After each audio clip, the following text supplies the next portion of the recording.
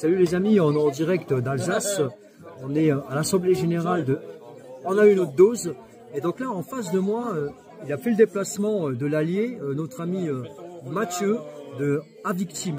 Bonsoir à toutes et tous.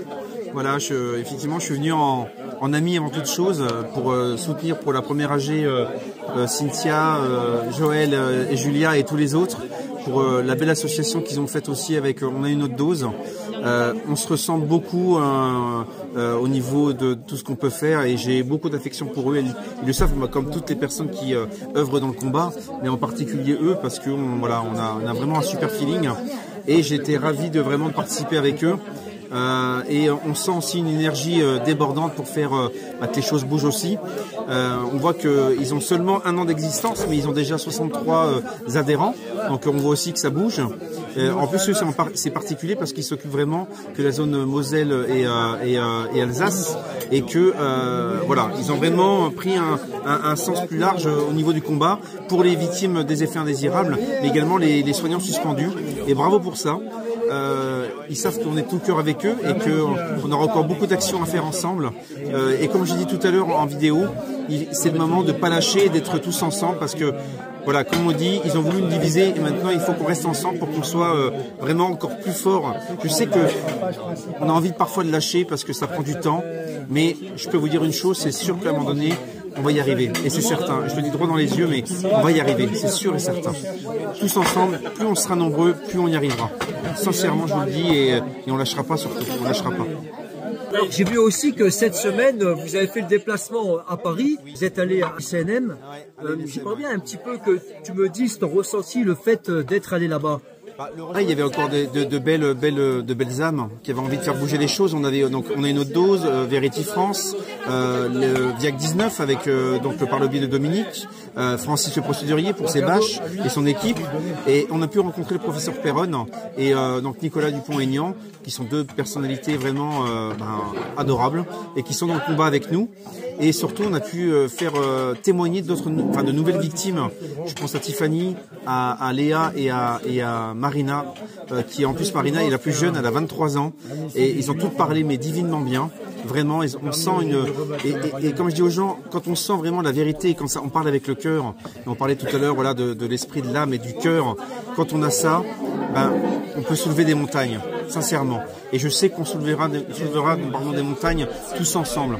La seule petite bémol, c'est que évidemment, la NSM, malheureusement, on est avec Mélanie, notre rayon de soleil, notre vice-présidente, qui est atteinte de la maladie de Charcot et qui garde toujours le sourire malgré cette fichue maladie. Ils ont refusé de recevoir ses parents. Voilà, on avait fait des déplacements quand même de l'Allier. Et il faut savoir que pour Mélanie, c'est très compliqué, mais c'est pas grave, c'est que partie remise. On va pas lâcher, c'est ce qu'on a dit devant eux. Nous, on lâchera pas, on ira jusqu'au bout. Et je sais qu'au fond de nous, on a raison et que tout sortira à un moment donné. Voilà, en tout cas, c'était un moment de partage encore magnifique, d'humanité. On a vraiment senti une énergie à chaque fois qu'on est. Mais comme ici, quand on est tous ensemble, on sent vraiment une énergie qui déborde et on sent de l'amour surtout. L'amour. Et comme je dis, l'obscurité sera toujours franchie par cette lumière qui déborde de chacun. Et voilà, c'est pour ça que je sais qu'on y arrivera à un moment donné. Donc je vous embrasse tous. Voilà les amis, donc on est en direct toujours de l'Assemblée Générale. Donc là, on a préparé, ils ont préparé des flamenquiches parce qu'on est en Alsace. Voilà. C'est des comment que tu as dit, les flamen? Voilà. Salut Cynthia. Oui, salut Cynthia, ça commence mal. Salut Cynthia. Salut Julia, pour toi, qu'est-ce que ça représente cette Assemblée Générale? Eh ben, c'est le moyen de faire le point avec tout ce qu'on a fait en 2024, les futurs projets pour 2025, de pouvoir aussi donner la parole voilà, à chaque membre de l'équipe, On a une autre dose. Et puis c'était aussi l'occasion de pouvoir retracer aussi un petit peu mon parcours en tant que porte-parole de l'association, parce que forcément je suis au contact des victimes. Je suis là pour les aider, pour les soutenir, pour les écouter. Et c'est une thérapie pour tous, hein, de pouvoir se libérer et parler de soi et pouvoir dire ce qu'on ressent, parce que c'est pas toujours évident. Donc voilà. Et puis ça permet de pouvoir se retrouver, passer un moment convivial comme on est là, manger une bonne tarte flambée tous ensemble. Et voilà. Donc. Mais l'année 2024, c'était une année quand même assez riche. Hein. C'était une année riche. On a fait beaucoup de manifestations, on s'est déplacé, on a été soutenir à Victimes, on a été même jusqu'à Vienne, hein. On a changé de pays pour aller voir d'autres associations, d'autres collectifs, d'autres victimes. Voilà, ça se passe dans le monde entier, hein. C'est pas que en France. Et c'est vrai qu'on a fait pas mal de choses en 2024 et c'était vraiment pouvoir faire un petit peu la rétrospection de tout ce qu'on a fait en un an et pouvoir annoncer les futurs projets de 2025. Comment vous est venue cette idée de créer cette association ? Alors l'idée elle est venue de Vierzon l'année dernière, première édition. Voilà, il y avait une bonne trentaine d'associations présentes à Vierzon. Et en fait, on s'est dit qu'il y avait un réel besoin à faire des choses chez nous, dans notre région, pour pouvoir recenser les victimes. Parce qu'à Victimes gère toute la France.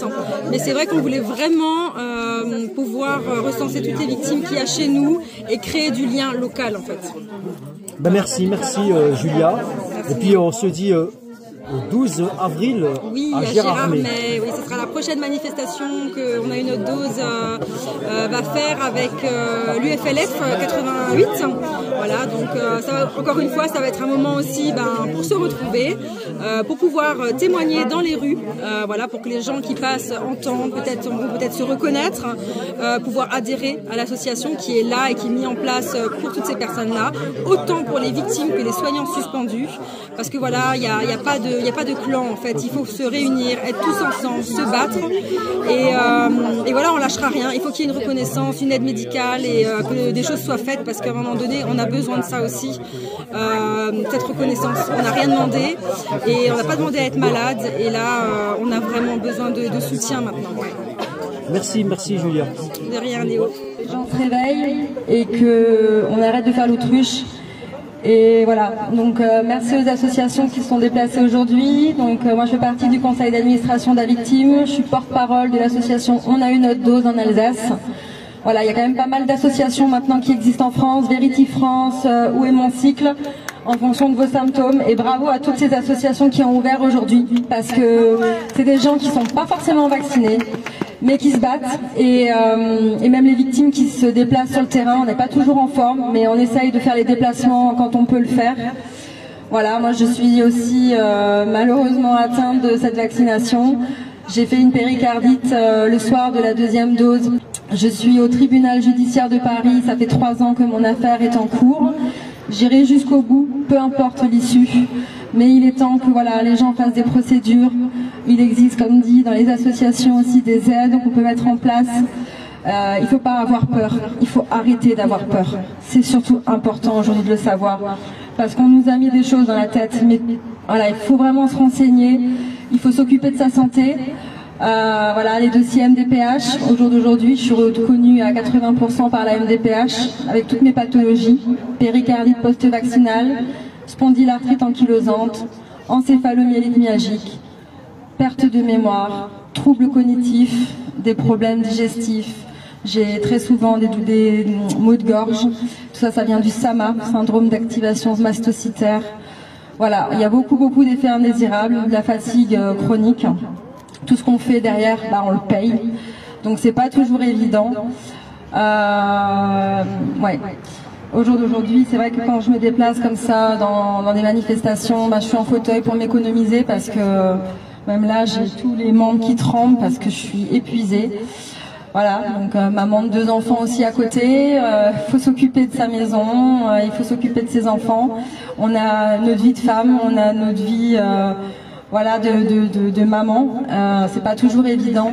Et bravo à toutes ces personnes qui se battent. Même toutes les personnes qui sont couchées au quotidien et qui peuvent pas se déplacer. On a une énorme pensée pour eux, pour tous les parents qui ont perdu leurs enfants, parce que ça aurait jamais dû arriver. Voilà, ils savaient, même dans les effets indésirables de la vaccination Pfizer, c'était marqué péricardite, myocardite. Maintenant, la liste est très longue, et j'ai une pensée pour Karine, voilà, qui a perdu son fils, Yann, la fille d'Eva Musso, Eva. Oui, on a tellement de parents qui ont perdu leurs enfants. Karine, la fille de Dominique, qui a VIAC 19. Voilà, donc on a la carte de France des victimes pour toutes les personnes qui n'ont pas encore fait leur portrait. N'hésitez pas à aller sur viac19.fr pour faire votre portrait. Et voilà, on en arrive là aujourd'hui en fait parce qu'on n'est pas entendu, on s'occupe pas de nous, on nous invisibilise et c'est pas normal. On est là, on a joué le jeu, on est malade, on n'a rien demandé et au jour d'aujourd'hui, il y a des comptes à rendre et il va falloir que la justice fasse son travail et condamne les personnes responsables parce que on n'a pas demandé à être handicapé. Je sais pas si un jour je pourrais retrouver une vie normale, j'en sais rien.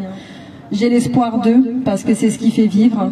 Mais voilà, il faut rien lâcher, faites des dossiers MDPH, ayez des comptes rendus, prenez soin de votre santé parce que quand on n'en l'a plus, on s'en rend compte à quel point c'est important. Et voilà, soyez acteurs de votre santé et n'ayez plus peur. Merci. Bravo. Bravo.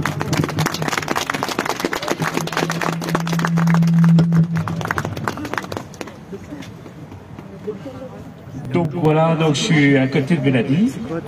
Elle va peut-être vous dire un petit quelque chose avant qu'elle ne puisse plus parler, parce que ça devient très compliqué pour elle. Donc elle va commencer, puis je continuerai après.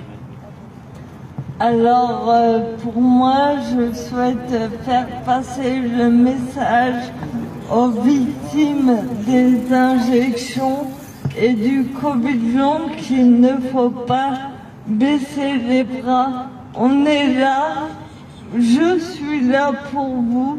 On est tous là pour vous et lâchez rien. Merci, bravo. Donc voilà, donc les jours qui vont venir vont être très compliqués pour elle parce que d'être là c'est très difficile. Mais bon voilà, donc aujourd'hui on est venu devant la NSM avec un espoir qu'on soit écouté. Parce que voilà, donc les démarches que l'on a fait avec Mélanie, donc elle a eu cette fameuse reconnaissance de la pharmacovigilance son cas a été retenu. Et la pharmacovigilance a envoyé un mail à l'ANSM en indiquant que c'était un cas grave. Et donc sur ce, ne voyant rien venir, donc j'ai repris contact avec l'ANSM pour savoir où en était le dossier de Mélanie. Et là, ils m'ont répondu, ils ont été très rapides, comme quoi il fallait que je reprenne contact avec la pharmacovigilance de Nice, parce que c'était à eux de faire les démarches. Donc je recontacte la pharmacovigilance, et au résultat, je suis tombé sur deux belles personnes humaines, dont le médecin qui s'était occupé, un des médecins qui s'était occupé du dossier de Mélanie, pour l'imputabilité qui a été retenue. Et là, ils m'ont tout expliqué, que normalement, c'était à la NSM de faire les démarches qui devaient valider ou invalider l'injection, sa maladie. Et donc voilà, elle m'a tout expliqué. Donc j'ai renvoyé un autre mail à la NSM. Donc là, j'ai pas été, j'étais moins gentil, on va dire. J'étais plus brutal, en indiquant qu'on n'était plus sur un suivi, mais on était sur une reconnaissance de faits réels. Et donc voilà, donc j'ai expliqué tout ça, mais ça va faire 2 mois et toujours pas de réponse, bien sûr. Et là, c'est plus pareil. Donc aujourd'hui, on est venus tous les deux, en espérant peut-être avoir une petite entrevue, peut-être quelqu'un qui ait le courage, parce que je ne sais pas s'ils ont bien du courage, ces personnes-là, ils se cachent derrière leurs fenêtres et leurs bureaux. Mais voilà, donc on est là, avec Mélanie, avec un petit espoir. J'ai peur que non, parce que je suis allé devant la porte tout à l'heure et ils m'ont dit qu'il y avait personne qui allait nous recevoir, donc peut-être une personne, mais sans plus. Donc voilà, donc je ne sais pas si les sons du micro, enfin du haut-parleur vont jusqu'à leur bureau, mais j'en doute. Mais donc j'aimerais bien qu'il y ait une personne courageuse dans ces bureaux, qui assume son travail et qui vienne nous rencontrer. Donc voilà, messieurs, mesdames de la NSM, s'il y a une personne courageuse qui peut nous recevoir, ça serait bien, ça serait gentil. Au moins pour Mélanie, pour qu'on ait quelque chose à ramener chez nous, peut-être un espoir. On garde toujours un petit espoir au fond de nous. malgré la maladie. Et donc moi je vous remercie tous d'être présents avec nous, à nos côtés, à nous soutenir, à votre gentillesse, parce que nous, on est entouré de personnes humaines, mais on se rend compte que derrière ces vitres, je ne sais pas s'ils sont bien tous humains, mais j'aimerais bien. Donc voilà, je vous remercie tous de nous avoir écoutés, et puis merci encore à tous. Bravo, bravo Mélanie.